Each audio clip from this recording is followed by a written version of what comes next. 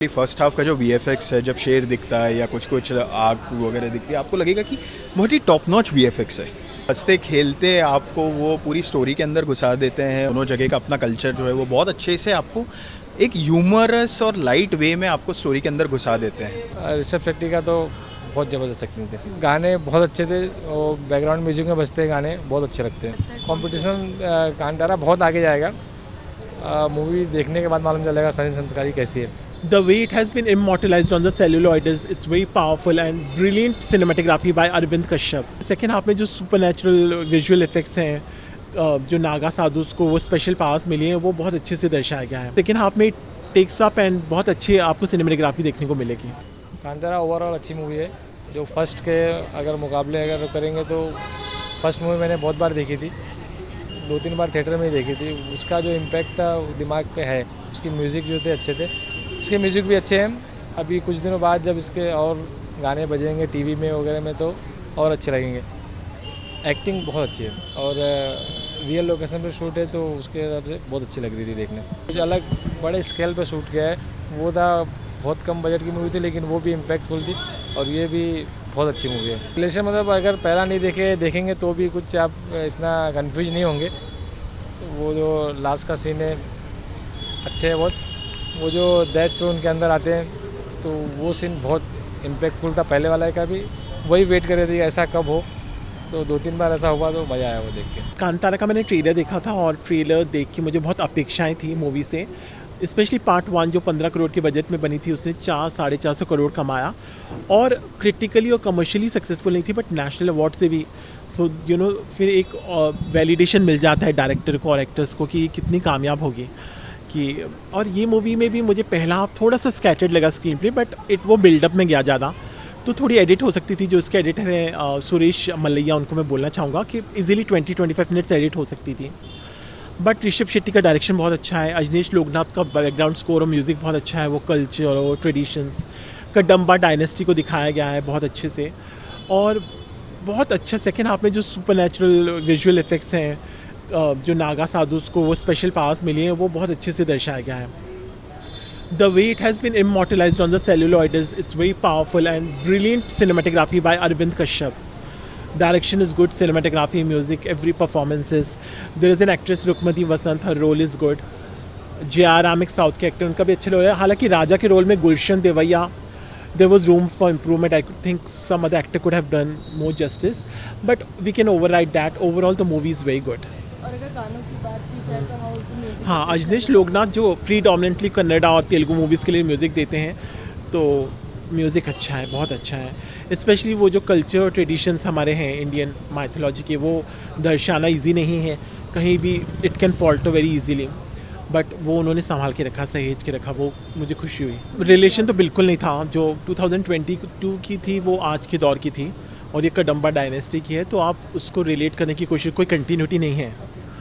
तो it's like they have gone back in time ages, so that way we can not compare. But हाँ, उसके भी लोग normally movie देख रहे थे, बट वो लास्ट के 20-25 मिनट्स में जो इम्पैक्ट छोड़ा, तो globally people started talking about that movie and global cinema everybody wanted to watch, क्योंकि जो उनकी आंखों में वो जोश था, वो इंटेंसिटी थी, दैट इमोशनल आउटबर्स्ट, वो लोग देखना चाहते थे बड़े पर्दे पर। लोगों ने बहुत अपलॉड किया। Being a regional movie also, the way people had appreciated and uploaded the part 1, वैसे सेकेंड पार्ट में भी, उसमें तो 20-25 मिनट के, इसमें काफ़ी लंबे वैसे सीन्स हैं।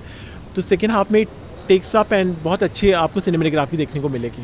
सनी संस्कारी और कांतारा दोनों साथ में रिलीज हुए हैं, तो कंपेयरिंग बोथ मूवीज आपको क्या लगता है कौन सी ज़्यादा? देखिए, सनी कुमार की तुलसी कुमारी मुझे बहुत ही कमर्शियल मूवी लग रही है। I have seen the trailer, मुझे ठीक ठाक लगा, बट कांतारा तो अभी इसका पार्ट 2 भी उन्होंने हिंट दिया है, तो इसका भी एक यूनिवर्स बनता जा रहा है। तो definitely, and people globally, language has no barrier. तो हिंदी में भी है, एक्चुअली कन्नड़ा में है, तेलुगु, तो जो भी पार्ट्स अलग अलग लैंग्वेजेस में आ रहे हैं, तो people are still enjoying it. तो ये नहीं है कि साउथ इंडियन सिनेमा है या बॉलीवुड है, तो उसको अगर आपका कंटेंट बहुत अच्छे से एग्जीक्यूट हुआ है बड़े पर्दे पे, तो फिर बात ही क्या, फिर लैंग्वेजेस नो बैरियर, फिर जापानीज़ फिल्म हो या कोरियन फिल्म हो या कोई भी फिल्म हो। कितने स्टार्स देंगे कांतारा को? देखिए, पार्ट 1 थोड़ा वीक होने की वजह से मैं 3.5 स्टार दूंगा, but it could have easily gone till 4.5। अब जो है वो काफ़ी हिलेरियस बनाने की इन लोगों ने कोशिश की है और कैरेक्टर बिल्डिंग भी यहाँ पे हो रही है और हंसते खेलते आपको वो पूरी स्टोरी के अंदर घुसा देते हैं और कैसे वो फिज़िकल लैंडस्केप है दो अलग अलग जगहों का और कैसे उस जगह के बीच की कनेक्टिविटी दिखाई है। दोनों जगह के अपने अपने जो तरीके हैं, दोनों जगह का अपना कल्चर जो है वो बहुत अच्छे से आपको एक ह्यूमरस और लाइट वे में आपको स्टोरी के अंदर घुसा देते हैं। वहाँ पे इंटरवल होने के बाद जब फिल्म सेकंड हाफ में अपना असली मुद्दा पकड़ती है तब वहाँ पे जो ट्रांसफॉर्मेशन होता है वो भी एक अलग दर्जे का है, वहाँ से फिल्म सीरियस हो जाती है। तो दोनों हाफ का जो अपील है टू एन ऑडियंस वो बहुत अलग अलग है। हालांकि मुझे ऐसा लगता है कि सेकंड हाफ जो है उसमें कुछ एक दो सीन्स थे जो थोड़े से 15 या 20 मिनट कम हो सकते थे ओवरऑल, और क्लाइमैक्स जो है इतना रश्ड अप दिखा दिया गया कि मैं जो एक्सपेक्ट कर रहा था कि एक बहुत ही ख़तरनाक लड़ाई दिखाई जाएगी और बहुत ही रुद्र रूप में वायलेंस होगा, जो एक कंतारा का एक बिल्कुल ब्लडी कोल्ड वायलेंस जो दिखाते हैं, हार्टलेस वायलेंस, वो देखने को मिलेगा। बट यहाँ पे हुआ नहीं। क्लाइमैक्स ऐसा लगा कि बिल्डअप होते होते होते होते अचानक से 1 मिनट में ख़त्म कर दिया। वहाँ पे थोड़ा सा डिसअपॉइंटमेंट है और क्लाइमैक्स के बीच में एक अलग जर्नी चालू हो जाती है, वो मुझे लगता है कि थोड़ा सा डिसअपॉइंट हुआ मैं वहाँ पे। बट ओवरऑल देखिए, हर डायरेक्टर राइटर का एक अपना विजन होता है, तो I think they have done a good job. The VFX action is really good and आपको देख के लगेगा, स्पेशली फर्स्ट हाफ का जो VFX है, जब शेर दिखता है या कुछ कुछ आग वगैरह दिखती है, आपको लगेगा कि बहुत ही टॉप नॉच VFX है और आप चाहोगे कि हिंदी फिल्म इंडस्ट्री में या तो फिर जो इंडियन फिल्म इंडस्ट्री है उसमें आप ऐसे VFX और देखें अच्छे से।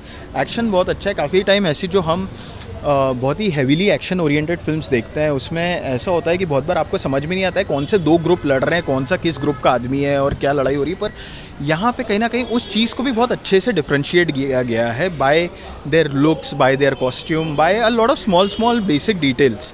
तो मुझे लगता है वो बहुत अच्छा काम किया। थिंक देखिए, Rishabh Shetty is the star of the film, तो उन्होंने अपना काम बहुत ही अच्छे से किया है। ठीक है, उनका एक कॉमिक एलिमेंट भी है, उनका एक्शन एलिमेंट भी है, उनका एक जो उन पे गरुड़ा अवतार आ जाता है वो एलिमेंट भी है, तो उनका काम तो देखिए बहुत अच्छा है। ये तो मतलब हाईलाइट ऑफ कंतारा है, तो उनके बारे में तो अब बात करना ऐसा हो जाएगा कि आप मतलब ऑब्वियस को क्या ही स्टेट करोगे।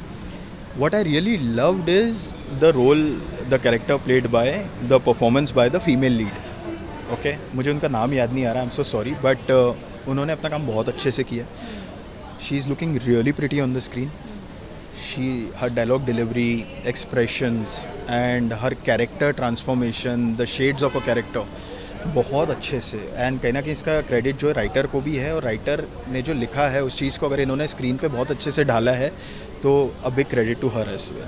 गुलशन देवैया की एक्टिंग के गुलशन देवैया देखिए बहुत ही अमेजिंग एक्टर है और उनको देख के मज़ा आता है। थोड़ा डिसअपॉइंटेड ये हूँ कि गुलशन देवैया का जो कैरेक्टर है, मुझे लग रहा था कि कहीं ना कहीं उसका एक इतना रुद्र ट्रांसफॉर्मेशन दिखेगा कि जो फर्स्ट हाफ में हमने उनको एक हिलेरियस कॉमिक, एक लेड बैक राजा के रूप में देखा है, वो एक बिल्कुल भयावह रुद्र अवतार में आएंगे और फिर जो एक वॉर होगी उनके और ऋषभ शेट्टी के बीच में, वो मैं एंटिसिपेट कर रहा था। हालांकि वैसा हुआ नहीं और बहुत ही ज़्यादा डिसअपॉइंटेड हूँ मैं, क्योंकि गुलशन देवैया जब अपने नेगेटिव अवतार में आते हैं तो कहीं ना बिना डायलॉग दिए सिर्फ उनका जो एक्सप्रेशन है, सिर्फ आंखें भी उनकी बहुत कुछ बोल जाती हैं, और मैंने वो एलिमेंट उनकी एक्टिंग का, उनके एक्सप्रेशन का मिस किया स्क्रीन पर।